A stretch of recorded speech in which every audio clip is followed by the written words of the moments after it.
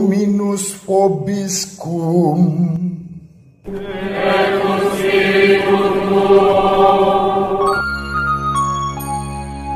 Sahabat peradaban kasih ekologis yang terkasih, selamat berjumpa dalam renungan harian bersama saya Romo Alois Budi Purnomo PR melalui channel ini. Semoga panjenengan selalu sehat, tetap semangat tanpa sambat, dan selalu bahagia, kebahagiaan yang bersumber dari Tuhan Allah kita.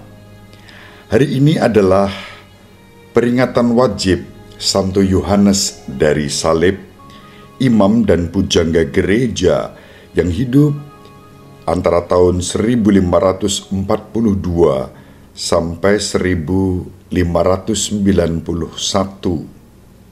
Mari kita awali perjumpaan kita dengan bersatu di dalam doa. Dalam nama Bapa dan Putra dan Roh Kudus. Amin. Allah Bapa yang Maha Mulia, berkat penyelenggaraanmu Santo Yohanes Salib, imammu, unggul dalam mencintai salib Kristus dan tekun dalam menyangkal diri. Semoga dengan teladannya kami pun mampu mengikuti putramu yang tersalib dengan hati yang lepas bebas, sebagaimana diteladankan oleh Santo Yohanes dari Salib. Dengan pengantaraan Tuhan kami Yesus Kristus, putramu yang hidup dan berkuasa bersama Dikau dalam persatuan Roh Kudus, Allah yang Maha Esa Tritunggal Maha Kudus, sepanjang segala masa. Amin. Dalam nama Bapa dan Putra dan Roh Kudus. Amin. Sahabat peradaban kasih ekologis yang terkasih, sebelum kita membaca bacaan-bacaan yang diwartakan kepada kita yang akan kita renungkan, yang kita ambil dari hari Sabtu masa Advent yang kedua, mari kita baca sejenak siapa Santo Yohanes dari Salib. Yohanes de Yepes, nama aslinya, lahir di Fontiveros, Castilla, Spanyol pada tahun 1542. Ia menjadi seorang yatim piatu di usia dini. Ia mencoba hidup sebagai pedagang. Akan tetapi karena haus akan pengetahuan, ia masuk Ordo Karmel pada tahun 1568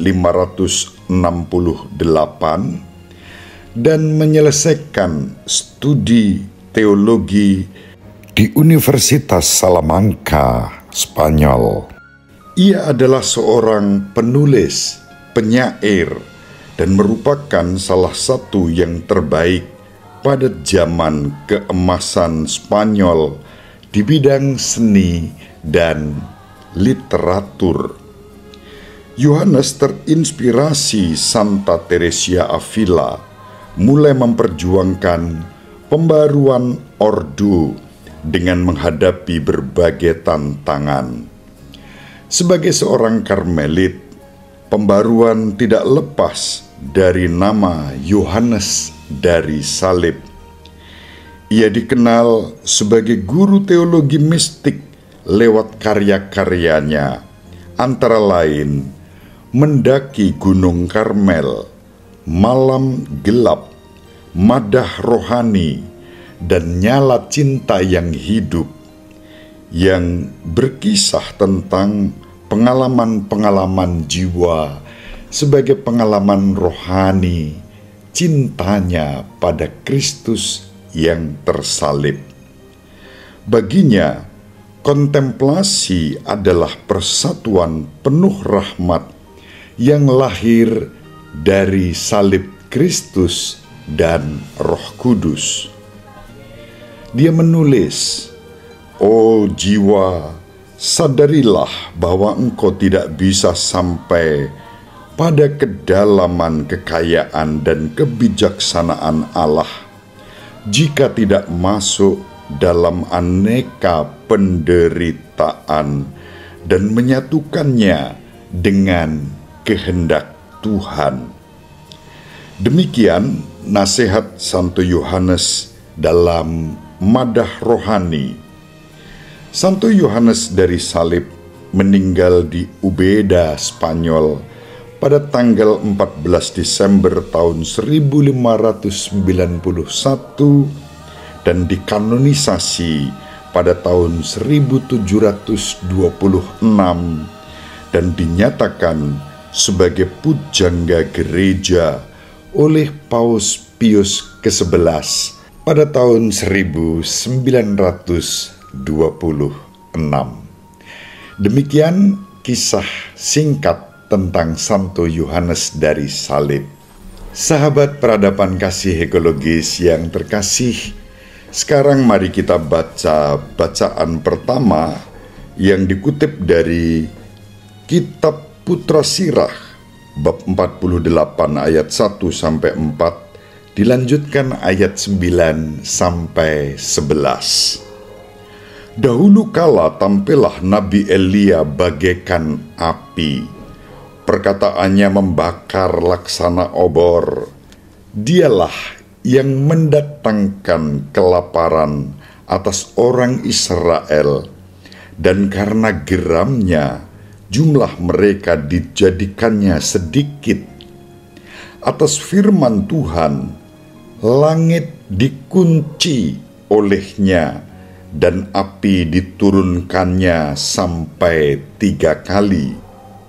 Betapa mulialah engkau, hai Elia, dengan segala mukjizatmu. Siapa dapat memegahkan diri sama dengan dikau? Dalam olah angin berapi engkau diangkat, dalam kereta dengan kuda berapi.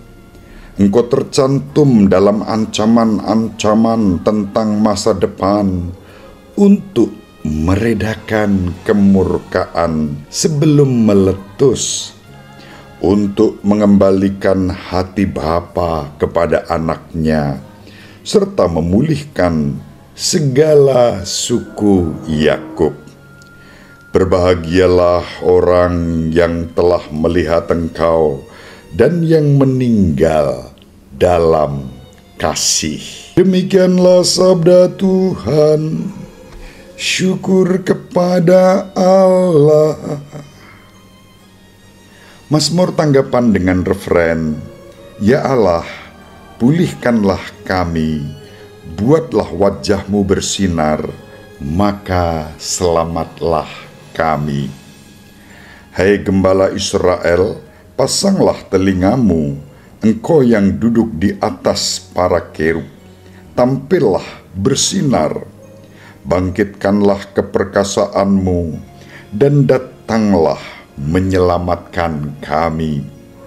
Ya Allah semesta alam, kembalilah, pandanglah dari langit dan lihatlah, tengoklah pohon anggur ini, lindungilah batang yang ditanam oleh tangan kananmu. Kiranya tanganmu melindungi orang yang ada di sebelah kananmu, anak manusia yang telah kau teguhkan. Maka kami tidak akan menyimpang daripadamu. Biarkanlah kami hidup, maka kami akan menyerukan namamu. Kemuliaan kepada Bapa dan Putra dan Roh Kudus, seperti pada permulaan, sekarang, selalu, dan sepanjang segala abad. Amin.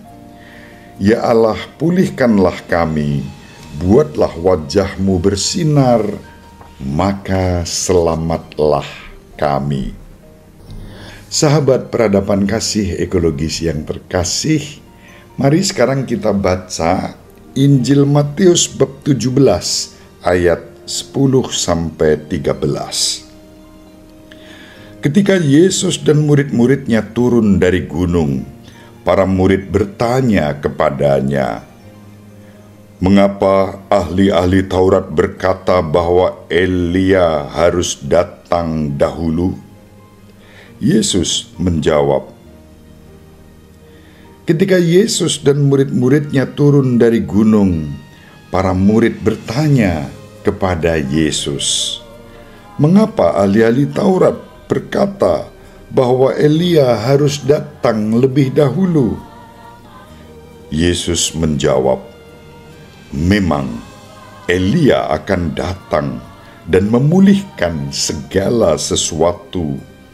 Dan aku berkata kepadamu, Elia sudah datang, tetapi orang tidak mengenal dia dan memperlakukannya menurut kehendak mereka.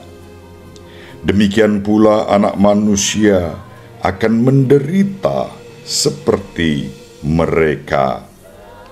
Pada waktu itu, mengertilah murid-murid Yesus bahwa ia berbicara tentang Yohanes Pembaptis.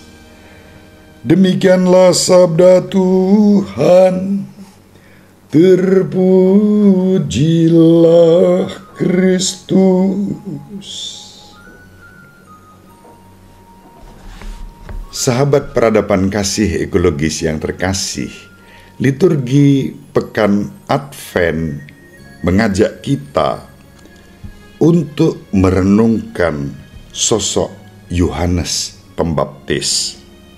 Hari ini kita diminta untuk melihat Yohanes Pembaptis sebagai Elia baru, sebagaimana dinyatakan di dalam Injil. Para murid bertanya kepada Yesus tentang mengapa menurut ahli Taurat Elia harus datang lebih dahulu.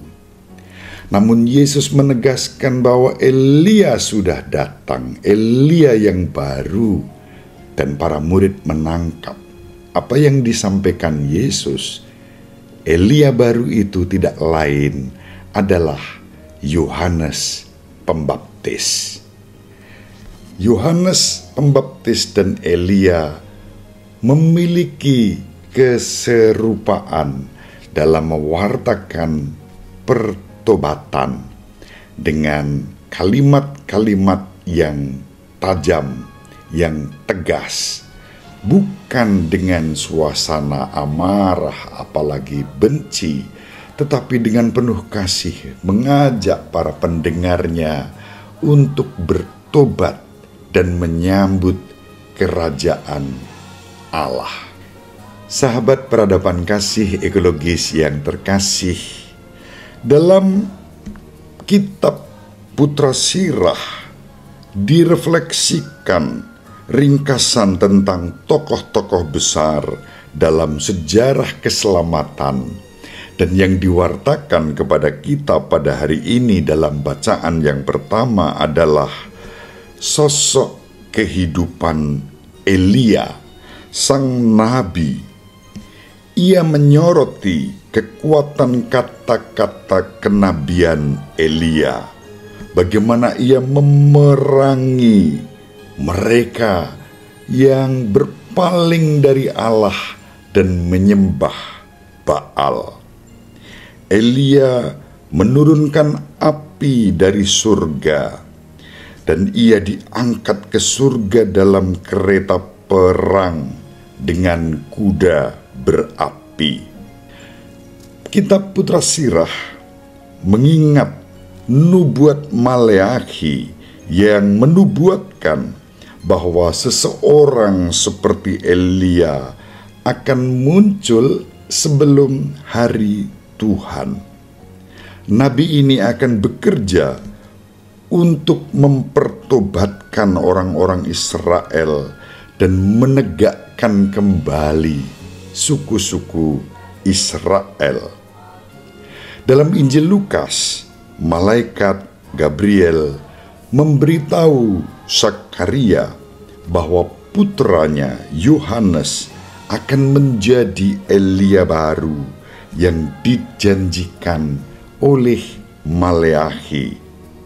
Malaikat berkata kepada Sakaria, "Anakmu akan berjalan mendahului Tuhan dalam roh dan kuasa Elia untuk membuat hati bapa-bapa berbalik kepada anak-anaknya dan hati orang-orang durhaka kepada pengertian dan kebenaran, untuk mempersiapkan suatu umat yang layak bagi Tuhan."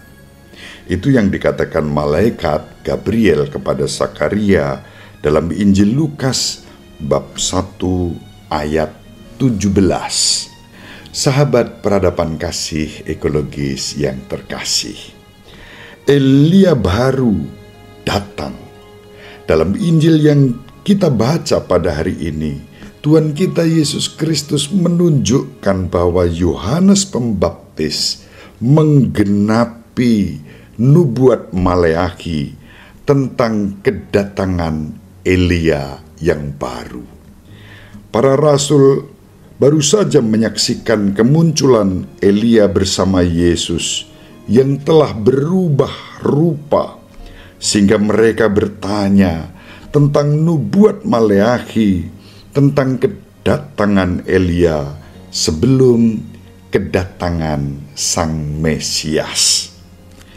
Yohanes Pembaptis bukanlah reinkarnasi Elia, tetapi dalam kata-kata ayahnya Sakaria, Yohanes adalah orang yang berjalan di hadapan Tuhan dalam roh dan kuasa Elia.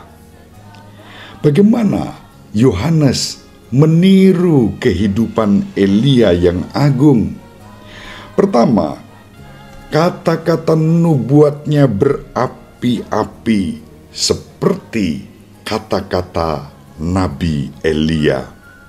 Kedua, Elia menurunkan api dari surga ke atas para nabi Baal, sementara Yohanes memperingatkan orang-orang Farisi agar bertobat dari dosa-dosa mereka agar terhindar dan dibebaskan dari api abadi. Yang ketiga, Elia menutup langit, menghentikan hujan, dan menurunkan api dari langit. Ketika membaptis Yesus, Sang Mesias, turunlah dari langit Roh Kudus yang tidak lain adalah api Allah sendiri, api cinta kasih yang turun pada Yesus, diangkat sebagai putra Bapa, dan kita dipanggil untuk mendengarkan Dia. Sama seperti Elia memanggil orang-orang Israel untuk bertobat sebelum hari penghakiman, kita berjumpa dengan Santo Yohanes Pembaptis yang memanggil kita untuk bertobat dari dosa-dosa kita pada masa kedatangan, masa Advent ini, agar kita siap berjumpa dengan Tuhan Yesus Kristus, Sang Juru Selamat kita. Itulah keserupaan Elia dan Yohanes, Yohanes sebagai Elia baru. Sahabat peradaban kasih ekologis yang terkasih, hari ini kita memperingati dan bersyukur atas iman Santo Yohanes dari salib. Santo Yohanes dari salib juga dalam arti tertentu mewarisi semangat Elia. Sebagai anggota Ordo Karmel, dia menimba, menghayati, menghidupi spiritualitas Nabi Elia di dalam kehidupannya. Mari kita saling mendoakan agar kita diberi rahmat untuk belajar menyambut kedatangan Kristus bersama Elia yang baru bersama Santo Yohanes Pembaptis dalam doa dan restu Santo Yohanes dari salib. Ibu Maria dan Bapak Yosef selalu mendoakan kita. Semoga panjenengan semua, sahabat peradaban kasih ekologis yang terkasih, bersama seluruh anggota keluarga dimanapun berada, dibimbing, dilindungi, dan diberkati oleh Allah yang Maha Kuasa, Bapa dan Putra dan Roh Kudus. Amin. Terima kasih, salam sehat, tetap semangat tanpa sambat, selalu bahagia, kebahagiaan yang bersumber dari Tuhan Allah kita. Salve, Shalom, salam sejahtera, berkah dalam.